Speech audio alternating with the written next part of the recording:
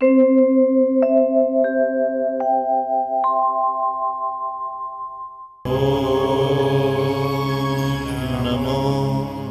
भगवते वासुदेवाय। ॐ नमो भगवते वासुदेवाय। नमो भगवते वासुदेवाय।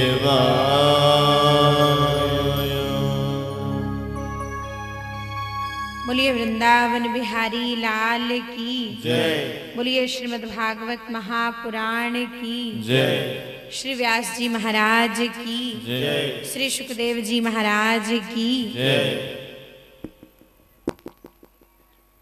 आइए हम सभी जगत जननी माँ जगदम्बा के चरणों में बारंबार प्रणाम करते हैं। श्रीमद् भागवत महापुराण को बारंबार प्रणाम करते हैं। और आज कथा में प्रभु के बाल चरित्रों की लीला का यहाँ पर प्रारंभ करेंगे। हम सभी ने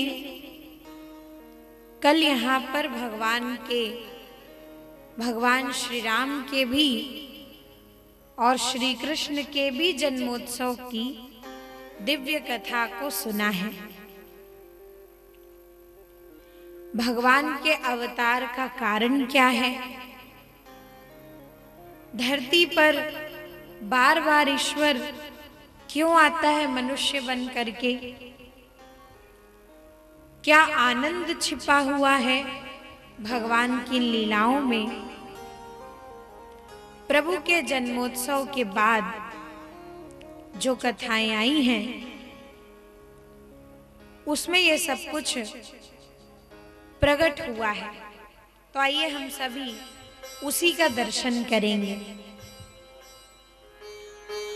हम सभी ने कल सुना था कि जब भगवान का आगमन हुआ तो उस समय समस्त देवता लोग आकाश मंडल में खड़े होकर के भगवान की स्तुति कर रहे थे, जिसका नाम भागवत में दिया गया है गर्भ स्तुति। प्रभु देवकी मैया के गर्भ में विराजमान हैं और वहां पर बैठे हुए परमात्मा की स्तुति सब देवता लोग कर रहे हैं।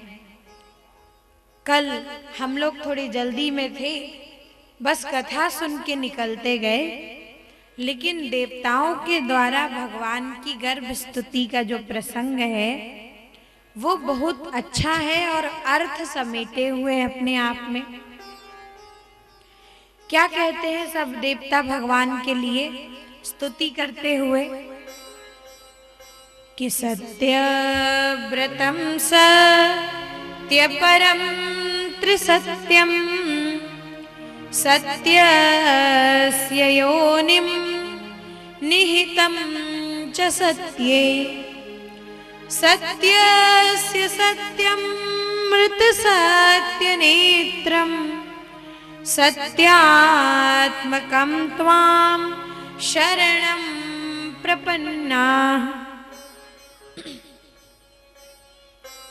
एक श्लोक है, ये देवताओं के द्वारा जब भगवान की गर्भ स्तुति की जा रही है उसका है। और इस श्लोक में 9 बार सत्य के नाम से भगवान की स्तुति की गई है। जरा इसका दर्शन करें। देवता लोग कहते हैं सत्यव्रतम सत्यपरम त्रिसत्यम सत्यस्य योनिम निहितं च सत्ये सत्यस्य सत्य अमृत सत्य नेत्रम सत्यात्मकं त्वां शरणं प्रपन्नाः। यानी देवता लोग जिस भगवान की स्तुति कर रहे हैं, आप ध्यान देना कि उसमें किसी का नाम नहीं है। कौन से भगवान की स्तुति की जा रही है, ये नाम नहीं है, बस केवल सत्य का नाम है। और वो सत्य क्या है, तो आइए जरा हम थोड़ा सा पीछे चलते हैं। जब हमने श्रीमद् भागवत का पहला श्लोक, प्रथम स्कंद का पहला श्लोक सुना था, उस समय क्या कह रहे थे वेदव्यास जी, जरा उसका थोड़ा सा स्मरण करें, फ्लैशबैक में चलते हैं। और वहां जब वेदव्यास जी कर रहे थे स्तुति, मंगलाचरण गा रहे थे, तो उसमें उन्होंने यही कहा, जन्माद्यस्य यतोऽन्वयादितरतः चार्थे स्वभिज्ञः स्वराट् तेने ब्रह्म हृदय आदि कवये मुह्यन्ति यत्सूरयः तेजो वारि मृदाम यथा विनिमयो यत्र सर्गो मृषा धाम्ना स्वेन सदा निरस्त कुहकम सत्यम परम धीमहि। सत्य की स्तुति कर रहे हैं। यानी एक बात का मतलब आप बड़े अच्छे से समझ लेना कि इस पूरी दुनिया में, पूरे संसार में आप चाहे किसी भी देवी या देवता को मानो, कुछ भी उसमें गलत नहीं है।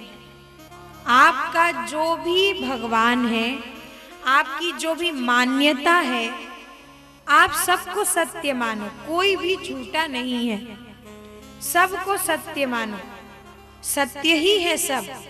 चाहे आप किसी को भी भगवान के रूप में मानते हो, सब कुछ सत्य है, सब लोग सत्य हैं। पर एक बात का ध्यान देना कि आपके द्वारा जिसको सत्य माना गया, वो बहुत प्रकार के देवता हैं। जो आपकी मनोकामनाएं हैं, जो आपकी इच्छाएं हैं, उसकी पूर्ति जिसके माध्यम से भी हो गई, आपने उसको ही सत्य परमात्मा मान लिया। ठीक बात है, आपके द्वारा माना गया है तो वो सत्य ही है। पर वेदव्यास जी और सुखदेव जी इससे भी एक कदम आगे बहुत अच्छी बात कहते हैं कि आप दुनिया में जिसको भी सत्य मान रहे हो, वो सब सत्य मिल करके किसको सत्य कह रहे हैं? कृष्ण को सत्य कह रहे हैं। दशम स्कंद में 9 बार सब सत्य ने मिलके भगवान श्री कृष्ण को परम सत्य कहा। ये कोई मनुष्यों के द्वारा की गई स्तुति नहीं है, ये देवताओं के द्वारा की गई स्तुति है। जिसको आप सत्य मानते हो वो सत्य है, लेकिन जिसको आपके द्वारा माना गया सत्य भी सत्य मानता है, वो कृष्ण है। तो इसलिए परम सत्य है भगवान। इसके वजह से 9 बार सत्य शब्द का उपयोग हुआ है, क्योंकि 9 अक्षर जो है वो पूर्ण माना जाता है, संपूर्ण माना जाता है। और अगर भगवान की स्तुति 9 बार सत्य कह के की गई है, मतलब ये कृष्ण ही पूर्ण सत्य है, परम सत्य है। तो सब देवताओं ने, सब सत्यों ने मिलकर के एक परमात्मा को परम सत्य कहा। कृष्ण जो भी करे वो सब सत्य है। अगर कहीं भगवान माखन चुराते हुए दिख रहे हैं तो वो भी सत्य है, कहीं पर नाचते गाते दिख रहे हैं वो भी सत्य है, कहीं व्रजांगनाओं के चीर चुरा रहे हैं वो भी सत्य है, कहीं द्रौपदी के चीर बचा रहे हैं वो भी सत्य है, कहीं अर्जुन को उपदेश कर रहे हैं कि भाग मत, युद्ध कर, वो भी सत्य है, और कहीं खुद ही युद्ध का मैदान छोड़ के भागे जा रहे हैं तो वो भी सत्य ही है। हर एक लीला भगवान की सत्य है, और उस परम सत्य की उपासना का नाम ही अवतार है। जब वो परम सत्य अपने आप को सरलतम रूप में व्यक्त कर दे ताकि संसार का प्रत्येक व्यक्ति उसको पा सके, प्रत्येक मनुष्य ही नहीं बल्कि जीव जंतु पेड़ पौधे हर कोई को उस परम सत्य की अनुभूति हो जाए, रियलाइजेशन हो जाए, वही अवतार कहलाता है और जो आज कृष्ण रूप में प्रकट हुआ है। और जब कृष्ण रूप में भगवान गोकुल में आए तो सुखदेव जी भगवान के लिए कहते हैं कि नंद स्वात्मज उत्पन्ने जाता ह्लादो महामनाः आहूय विप्रान् वेद ज्ञानस्नातः शुचिरलंकृतः। नंद बाबा यशोदा मैया ने बहुत बड़ा उत्सव किया जब भगवान का प्रागट्य गोकुल में हुआ। जब प्रभु आए गोकुल में तब खूब बड़ा उत्सव हुआ, क्योंकि स्वयं आनंद रूपी सत्य रूपी परमात्मा आया है। तो कहने ही पड़ा सुखदेव जी को कि कौन आया है भाई? तो कहते हैं नंद स्वात्मज उत्पन्ने जाता ह्लादो महामनाः। आज तो नंद जी के घर में आनंद रूपी भगवान आया है। ये नहीं कहा कि नंद जी के बेटा आए, ये भी नहीं कहा नंद जी के घर भगवान आए, ये कहा नंद बाबा के घर आनंद आया। मतलब आनंद ही भगवान का स्वरूप है और वो नंद बाबा के घर में आया है। क्यों आया है? क्योंकि नंद नाम से ही स्पष्ट है। यहाँ पर सबके नामों का बड़ा सुंदर अर्थ किया गया कि नंद माने जो दूसरों को आनंद दे, जो दूसरों को प्रसन्नता बांटे। भाई आपके पास जो चीज है वही तो आप दोगे संसार को। जो व्यक्ति खुद ही दुखी है वो पूरे संसार में दुखी दुख बांटता हुआ घूमेगा। कहीं भी पहुंच जाए, कोई कितना भी प्रसन्न हो रहा हो, कोई कितना भी सुखी दिखाई दे रहा हो, वो व्यक्ति अपने दुखों का ऐसा वर्णन करेगा कि सामने वाला कितना भी सुखी हो उसको कन्विंस कर ही लेगा। वो भी कहने लगेगा कि हाँ संसार में बड़ा भारी दुख है। देखिए कई लोग आते हैं ना तो बहुत अच्छा लगता है। जब आपके घर में कुछ लोग आते होंगे तो आपको कैसा लगता होगा कि बड़ा अच्छा हुआ कि ये आ गए, क्योंकि कोई व्यक्ति का ऑरा ही ऐसा होता है कि जब वो कहीं भी पहुंच जाए तो उसको देखते ही एक प्रकार की प्रसन्नता, एक शांति मिलता है। और कोई आता है आपके घर में तो कभी कभी लगता होगा कि आ गए, फिर से पहुंच गए। तो एक होता है इंस्पायरिंग फेस। कुछ लोगों का जो चेहरा है ना वो इंस्पायरिंग फेस होता है, उनको देखते ही आपको इंस्पिरेशन मिलती है, आप इंस्पायर्ड हो जाते हो। और कुछ लोगों का मुंह ही एक्सपायरिंग होता है, एक्सपायरिंग फेस। कहीं भी पहुंच जाए बस पूरे संसार के दुखों की गिनती हो जाए। तो जो व्यक्ति जिसके पास जो है, अंदर जो है वही बाहर आता है। नंद मतलब जिसके जीवन में आनंद ही आनंद भरा हुआ है, तो उसके माध्यम से जब संसार को आनंद मिलता है तो भगवान ने उसको आनंद देने के लिए खुद उसका बेटा बनना स्वीकार किया। आनंद ही उसका पुत्र बन के आ गया।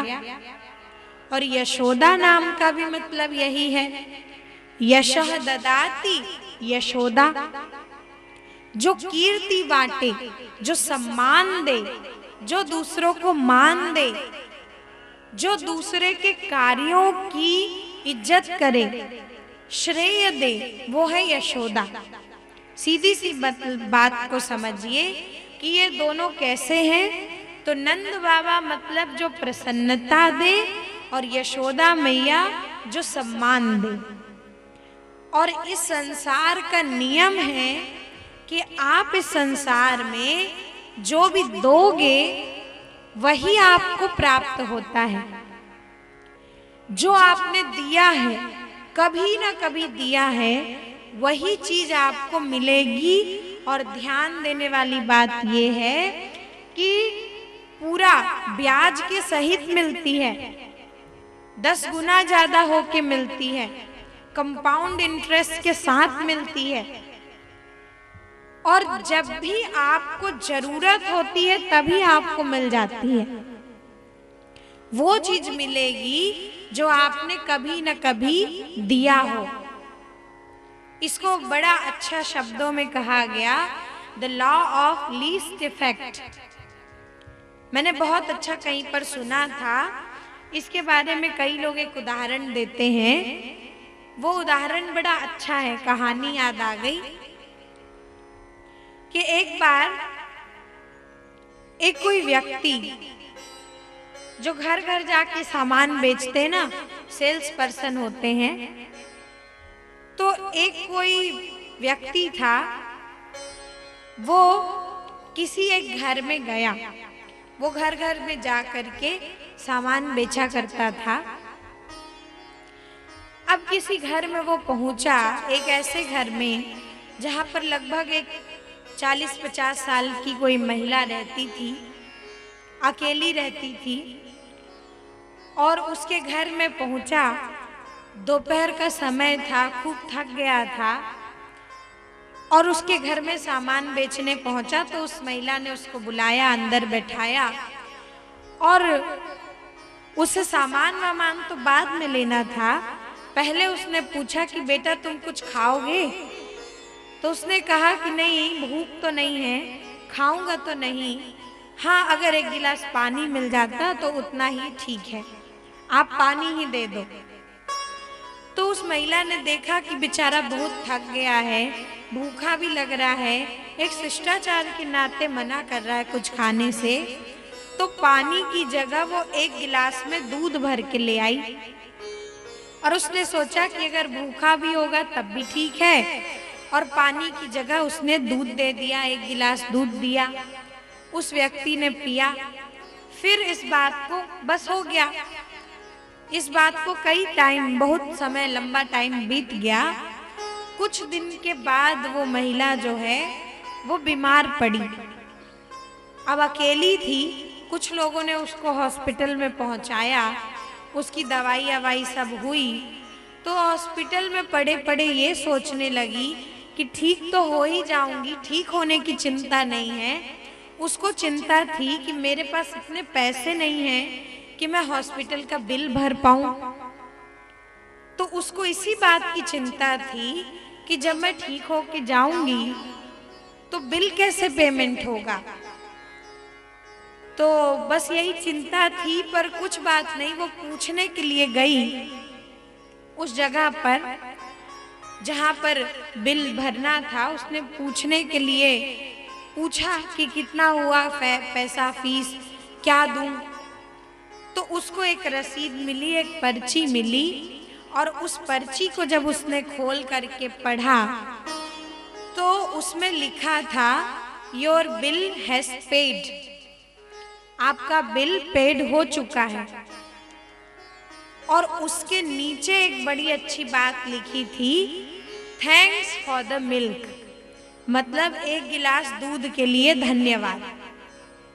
अब उसको मालूम नहीं था कि किसने किया, कौन दिया, वो तो टाइम लंबा बीत गया था। पर उसने जो दिया था उसके पास लौट करके वापस आया, और उसको जब सबसे ज्यादा जरूरत थी उस समय लौट करके उसके पास आया। तो इस संसार में जो आप दोगे वही आपको मिलेगा।